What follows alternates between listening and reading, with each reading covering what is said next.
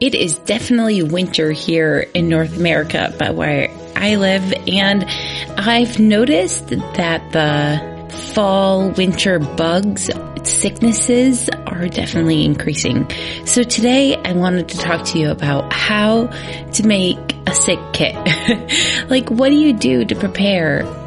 Because you know someone in your family is going to get sick this season. Let's keep calm and mother on. Mothering is way too important to do alone and way too serious to be serious all the time. My name is Christy Thomas, and I am here shoulder to shoulder with you, mothering and enjoying life together. This is the podcast where you can focus on being mindful and taking a deep breath with me and learning new things so you can pause and savor the amazing life you already have. I am so glad you are here. I just want to start off by saying that. I am just so glad we are sharing this time together. Okay. My name is Christy, and as most of you probably know, I don't talk about it all the time, but my parenting journey has been adjacent to submarines, right? And because my husband is active duty military, and that is his specialty. And so when you think about that, it means that there have been long stretches where I have done motherhood with poor communication. And that includes during cold and flu season. So even before the world learned how to shut down for a pandemic, I had mentally run through lists for hurricane evacuations, for wildfires, for having sick kids and being the only adult present. And these are things that I've thought about, and this is what I do to help prepare my house so that when someone gets sick in the fall and winter season, right now, this is how we can endure it together and be cozy instead of being hopefully as stressed out, because sicknesses, colds, right? Flu, they are all never going away. So if we can prepare for them and accept that there's a season for when we need to just be aware, let's do it. Okay, so here's my list of things that I think about when we're entering cold and flu season. Thermometers. I think about thermometers because there have been so many times that I've had to text someone and call because my thermometer has stopped working, or I couldn't find it. Or when you had really little kids, it was one type of thermometer and not another type. Because, you can't use the butt thermometer in your mouth. So check thermometers status, test to see if they work, test to see if you believe them when you're not sick. Okay? Figure out their range and the best way, have your kids practice how to use a thermometer. Thermometers. The other thing I think about is vomit. And I have a kid that really, really is afraid of that. And so I think about how to help someone who hates being around it and hates vomit itself. And what we do is I make sure that we use basins. So from the dollar store, I buy a bunch of basins about every year or so, and those are our go-to buckets for when someone gets sick, because I never wanted to trigger her with using the popcorn bucket as also the vomit bucket, right? That giant bowl in your kitchen, when I grew up, was your go-to bowl for when you were feeling sick. But having a kid that's afraid of vomit makes it so that I went and bought dollar store wash basins, and they are stored with all the sick kit stuff, and they're never going to be confused and used for a different purpose. The other thing I'd like to have on hand, and this is a good time of year almost a bad time of year to try to find them, are beach towels.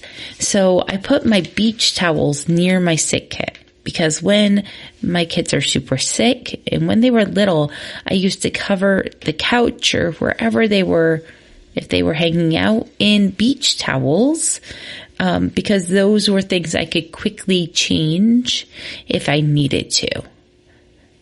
Beach towels, because of their thickness and their size, have really gone the distance for me in my sick kit before. And I just want to praise them.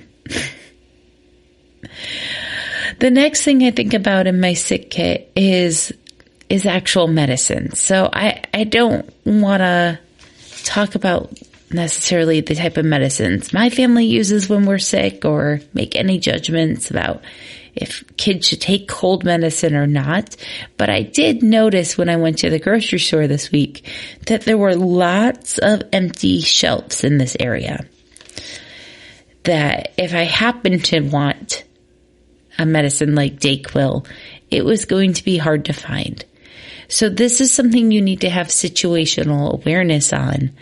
And if you check your medicine cabinet, which is up high and locked up and away from kids to keep them safe, you can also check to see if you need to stock up on something. And by stock up, I mean buy one bottle the next time you go grocery shopping.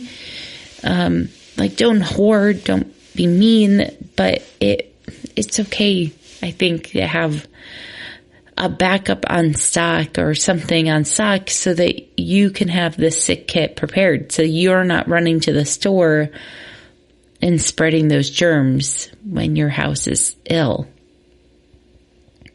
So medicines.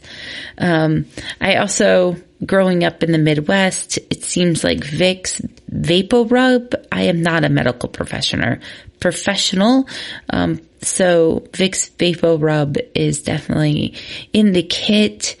And I also like those Vicks plugins because for me, it's mostly about the scent. I don't necessarily like the oily texture of rubbing it on, but they have Vicks plugins that also does the menthol eucalyptus scent. And that always helps when I've got like a stuffy sinus. And you can make bath bombs out of baking soda, and then add some essential oils to them. Also kind of like that Vicks experience.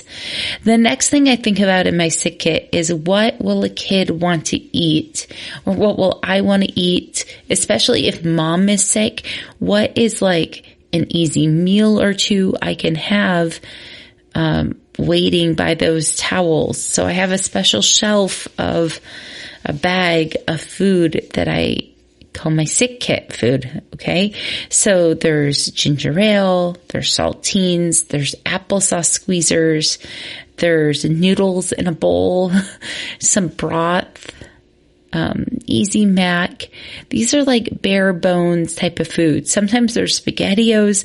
This is comfort food for my people, and food that if I'm sick, I can help make quickly, or I could make quickly before my kids could use the kitchen. I also make sure I have some tea that we like. There's some different types of like throat soother teas that my kids usually really like when they're sick.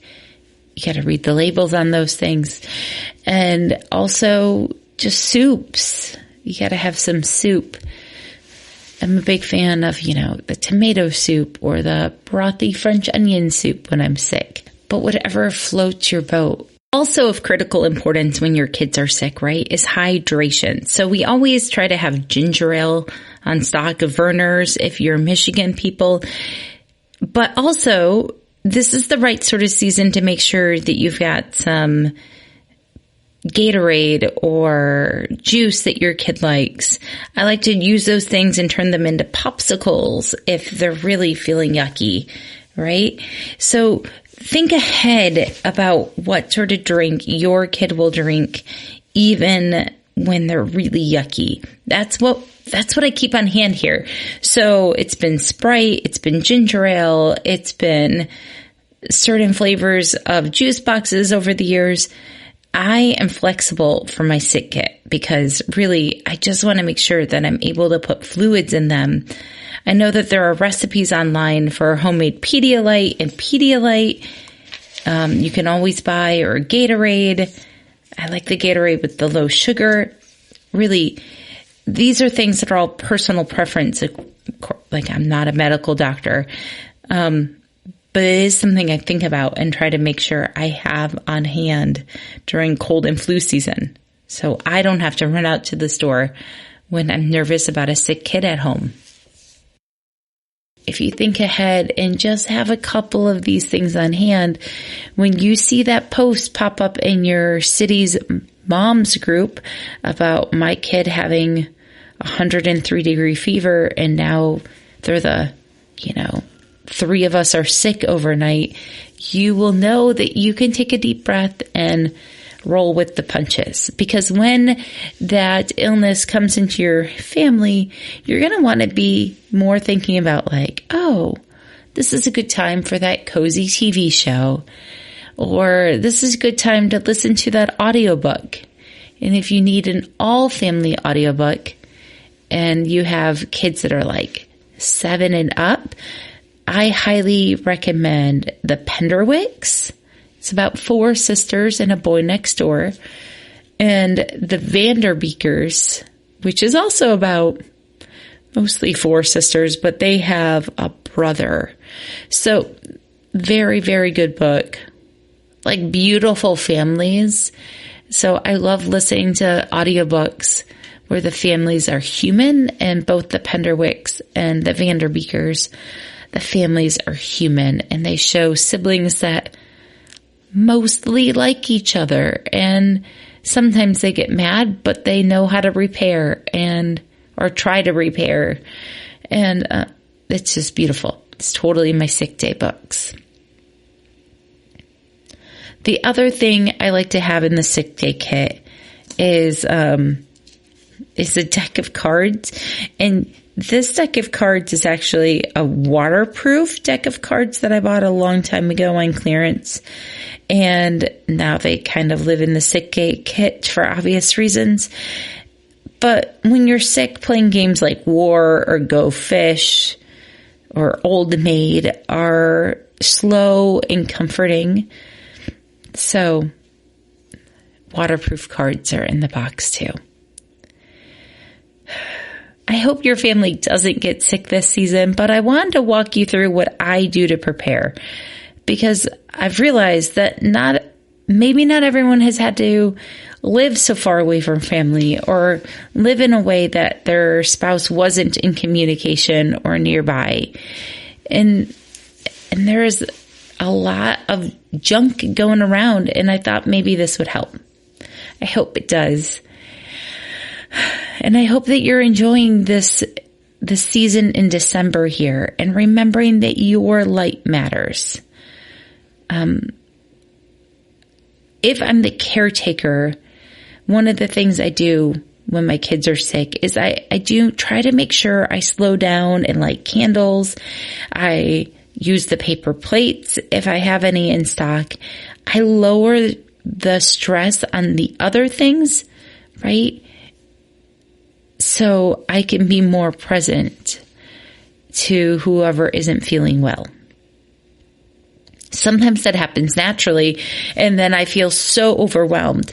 So I'm learning to just embrace the fact that when you have sick people in your house, right? Like, you can't do it all, and nor should you. You should be there for comfort and helping. So lower your standards when you can. It's okay. No one is actually doing it all the time. I wish I was told that more often. No one is doing it all the time. You are exactly the right mom for your kids. I am so glad you're here with me today. And your self-care for today is to find a flavor of tea that you like and drink a hot cup of tea outside.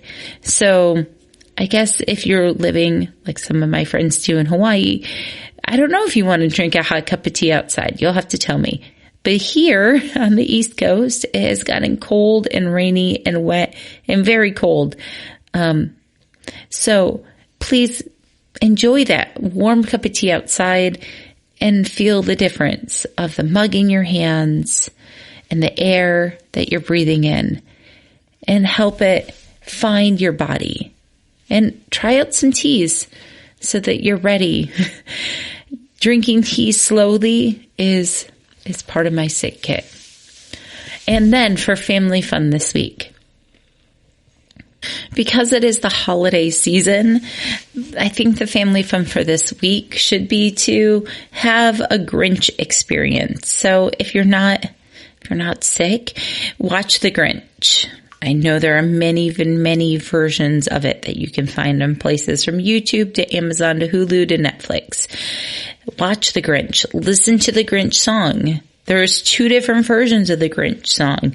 There's the rapping version and then like the old school version with like the big band music. Talk about a greasy black banana peel. Talk about language. Enjoy it. Maybe you even want to make a snack. So I've seen a Grinch snack this week where you use a toothpick and you do a grape, a marshmallow, a strawberry on top of it with the top cut off so it's upside down, so it's like a Santa hat, and then and another mini marshmallow. And then you've got a Grinch with a Santa hat on a toothpick. So make some snacks, have some memories, talk about funny language, sing the Grinch song. It is absolutely delightful. I made my older kids try to memorize it a couple years ago. Some of them still have it memorized. Have an absolute great day. And once again, I say it often, but never, ever lightly. I am so glad you're here. You are very, very important. It is an amazing miracle that we are both alive at the same time. And I know in pop culture in America this week, there has been a couple losses. And I want you to know that if you ever feel like no one needs you, we do. We would miss you terribly. We would absolutely miss you terribly.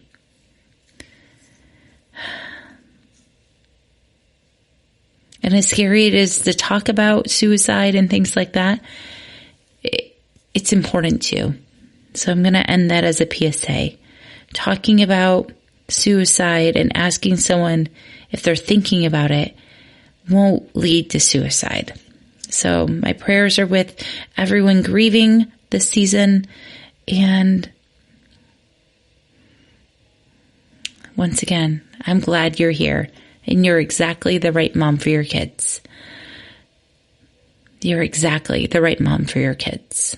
Please don't forget to follow me over at Everyday Runner Christy on Instagram for all of the secret behind the scene things. And there's a link in the show notes for how to sign up for my email list. Thank you and have a great day.